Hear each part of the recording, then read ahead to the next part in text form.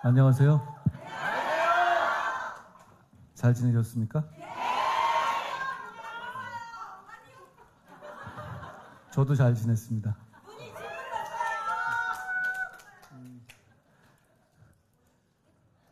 저를 지키려 하지 마십시오. 제가 여러분을 지키겠습니다. 저는 포기하지 않겠습니다.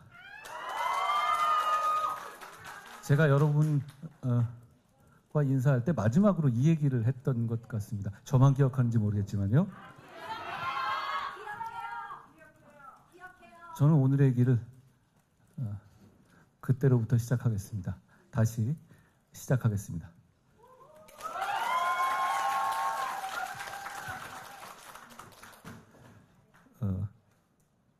제가 바쁘게 살았더라고요. 이렇게 젊은 시절 이후에 제 생활을 돌아보니까 12월 24일 크리스마스 이브하고 크리스마스를 그냥 온전하게 쉬어본 적이 단 한 번도 없더라고요. 대개 일을 하고 지냈던 것 같습니다. 그 작년에는 비상대책위원장으로 가게 돼서 어떻게 해야 될지를 고민하고 준비하면서 지냈고요. 그 이전에도 계속 일을 하면서 보냈습니다. 그런데 이번 크리스마스는 완전히 처음부터 끝까지 제 시간이었어요.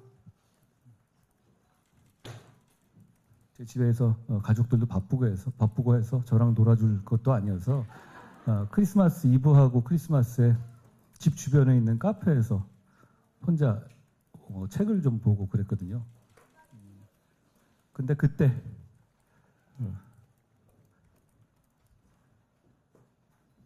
그 전까지, 그러니까 24일 이전까지는 12월 3일부터 12월 16일까지 얘기에 대해서 의식적으로 제가 생각을 안 했습니다. 머리를 좀 비워보려고 했거든요.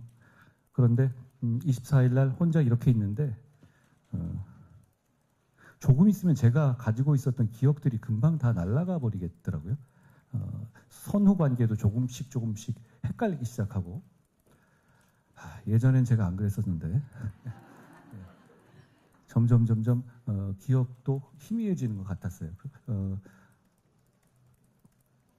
좀 지나가다 보면 뜨거운 마음과 뜨거운 기분이라든가 그런 감상만 남고 팩트나 우리 모두가 알아야 될 기록 같은 것이 사라져버릴 것 같다는 생각이 들었습니다. 그래서 제가 24일하고 25일에 제가 카페에서 휴대폰으로 12월 3일부터 16일까지 있었던 일을 시간대별로 쭉 적어봤어요. 그게 바로 이 책의 출발점이었습니다.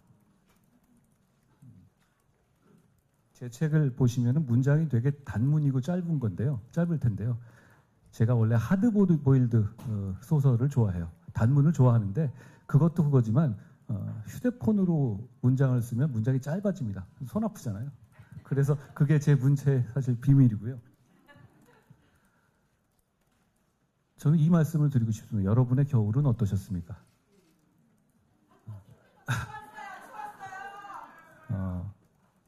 저도 많은 생각을 하면서 보냈는데요.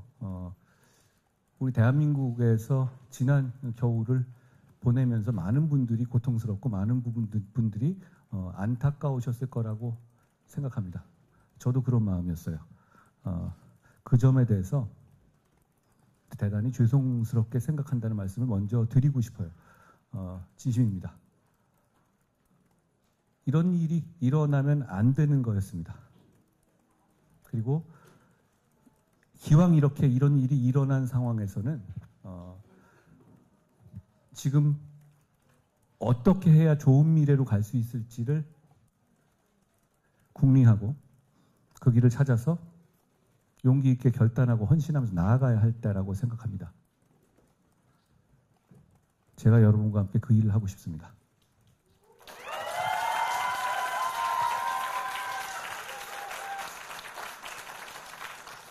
광장에 많은 분들이 나와 계시잖아요. 이쪽 저쪽에서.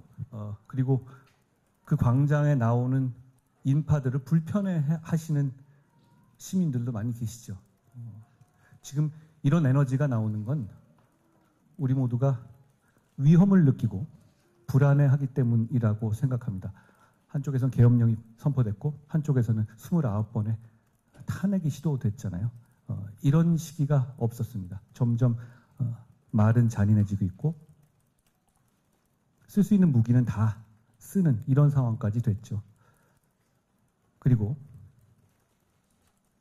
이대로 가다가는 정말 위험한 사람에 의해서 정말 위험한 정권이 들어설 수 있다는 불안감이 많은 사람들을 관통하고 있다고 생각합니다. 그게 저는 지금 이 광장과 우리 많은 국민들의 마음을 뒤덮고 있는 문제라고 생각합니다. 그 점에서 사실 우리는 이제 공통점을 찾는 작업을 할 때가 되지 않았나 생각합니다. 좋은 나라 만들고 위험한 나라가 되는 것으로부터 우리 스스로를, 우리 모두와 우리 미래를 구하는 것을 생각할 때가 됐다고 봅니다.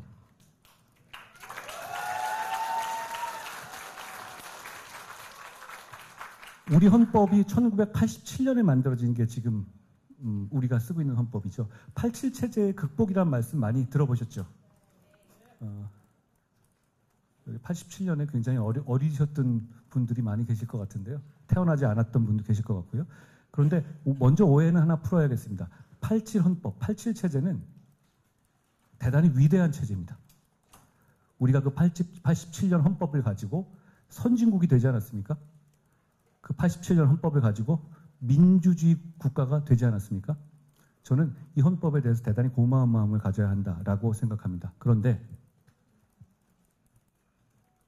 그 87 헌법은 정치 주체가 어느 정도 절제하는, 할 수 있지만 안 해야 되는 선을 지키는 절제의 정신을 전제 조건으로 하고 있어요. 여러분 생각해 보십시오. 민주당 이재명 측에서 하고 있는 29번의 탄핵, 그게 어차피 헌법에 없었습니까? 있었던 겁니다. 대통령이 한 비상계엄, 헌법에 없었습니까? 있었던 겁니다. 그렇지만 수십 년 동안 헌법에 있었지만 감히 그것까지는 안 하는 절제 정신이 서로 지켜온 암묵적인 룰이었고 그게 깨진 겁니다. 정말 위험한 세상이 되고 있는 거예요.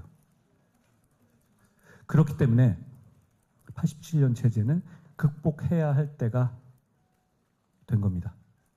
이번에 극복하지 않으면 다음번엔 정말 더 잔인한 세상이 될 겁니다. 이것 이상으로 가지 않겠어요?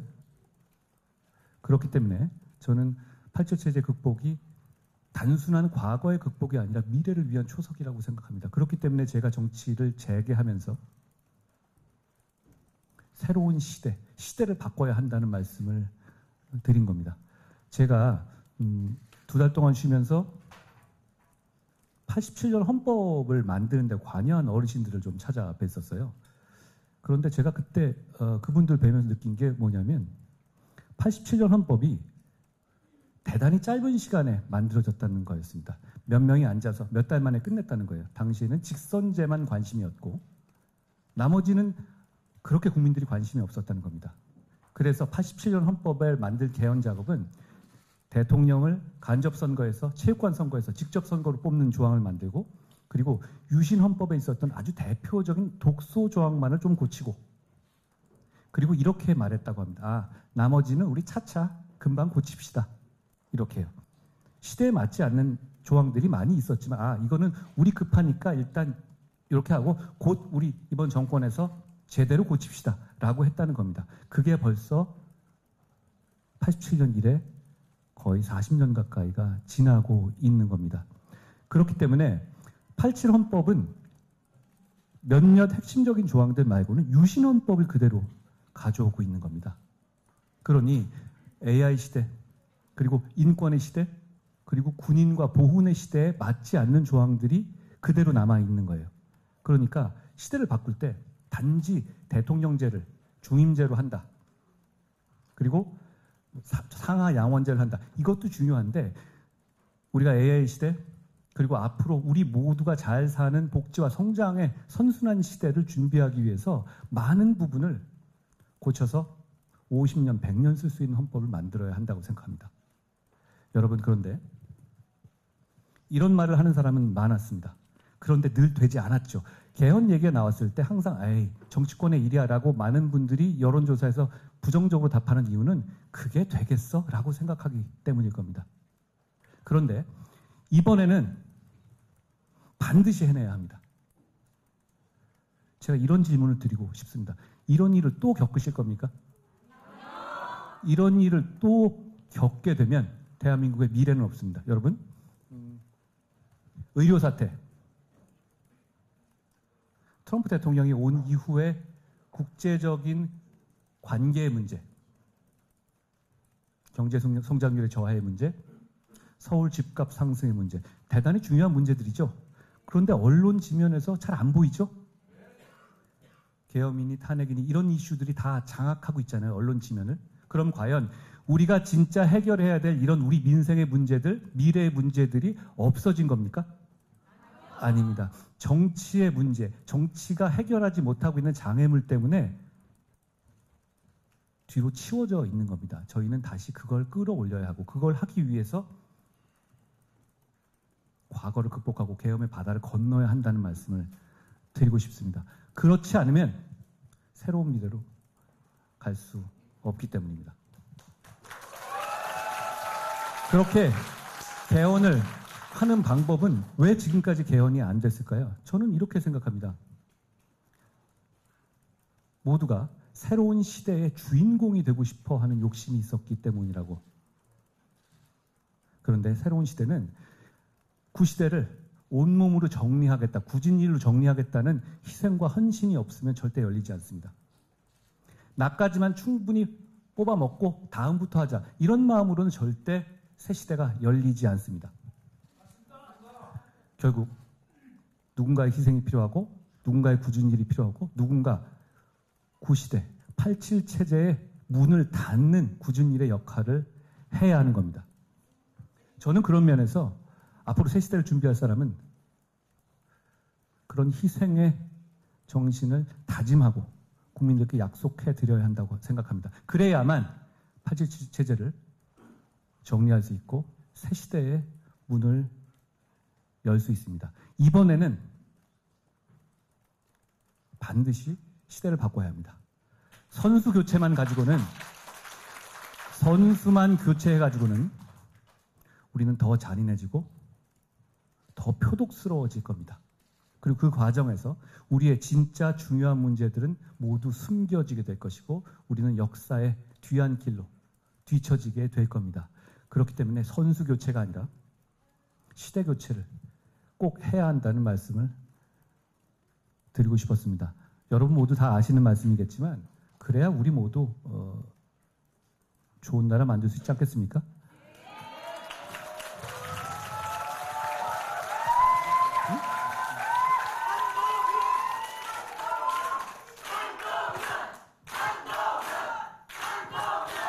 절제 시대에 지금 굉장히 흐름이 혼탁하고 그러잖아요. 그러면서 가짜 뉴스들이 난무하고 별별 왜곡된 공격들이 양 진영에서 난무하고 있습니다. 그런 부분에서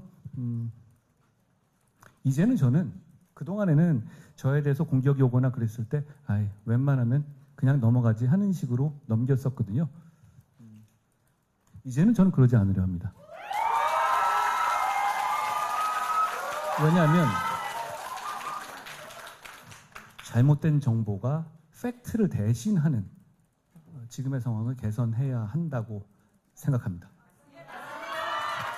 예를 들어서 저는 이런 얘기가 도는지도 솔직히 잘 몰랐었는데 제가 친중 정치인이다 이런 얘기를 하더라고요.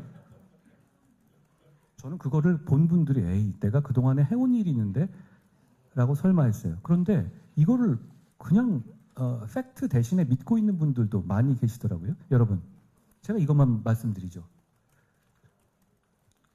적국에만 해당되는 간첩법 조항을 외국, 그러니까 중국까지 포함하는 거죠. 그 조항을 바꿔야 한다고 제일 처음 얘기하고 끝까지 밀어붙인 게 누굽니까?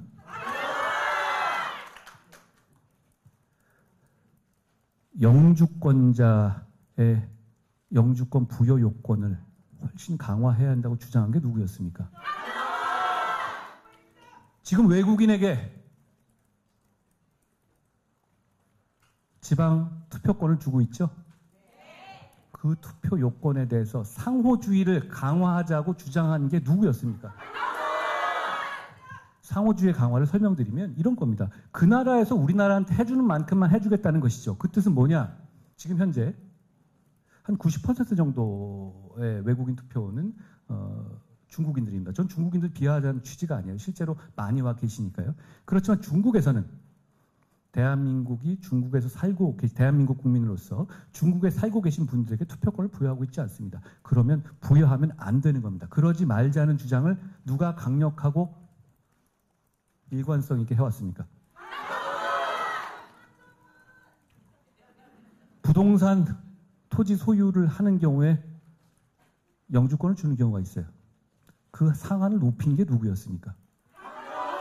불법 체류를 엄정하게 단속해서 지금까지 역대 최고로 법무장관 당시에 불법 체류를 단속했던 게 저 아니었습니까?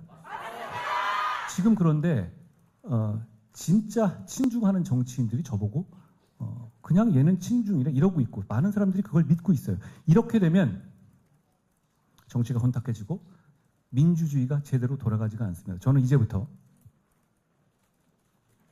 앞으로 이런 식의 말도 안 되는 주장들에 대해서 하나하나 반박하겠습니다. 저한테 궁금하면 물어보라고 하십시오. 제가 답하겠습니다.